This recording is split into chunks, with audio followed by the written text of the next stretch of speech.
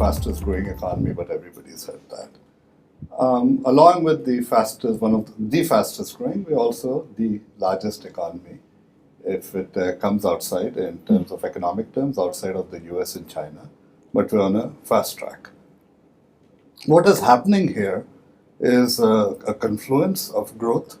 We're seeing a confluence of growth, and people are used to calling BRICS as emerging markets. And what I've gathered in talking to people, the excitement about India is that it's a growth market. Right. An emerging market is implying, okay, it may emerge, it may not emerge, but a growth economy really clearly puts front and center, that the opportunity is here. And just to put a little bit of context, especially for our listeners from outside of India, that last year the growth rate in the airline industry was 23.4%. By contrast, China was 10.7% and the US was 3.1%. In a relatively slow year, 2017 was relatively slow, the Indian automotive market grew at 13.7%. So it is the size, it is the opportunity. And one of the issues is that if one is waiting by the sidelines to figure out should I not, whether India is too risky, what's the political risk, etc. If you're going to spend your time on the sideline thinking, then by the time one enters into this market, you will have incumbents.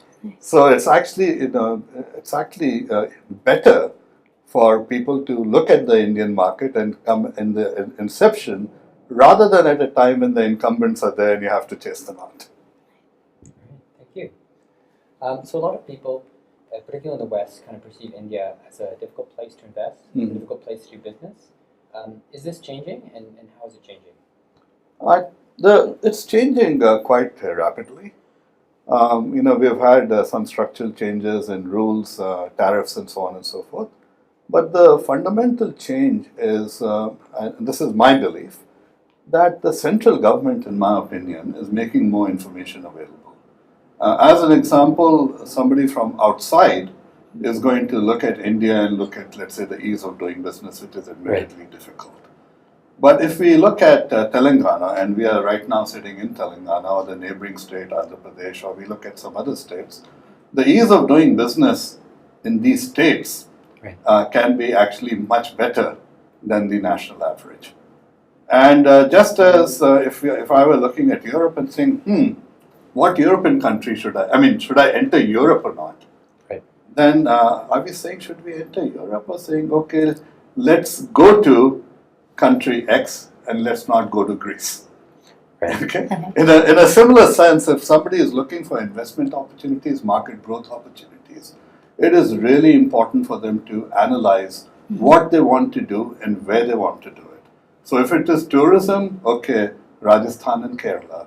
If it is automotive production, then we should be looking at Chennai and Pune. If it is looking at IT, then they ought to be really considering Hyderabad and Bangalore.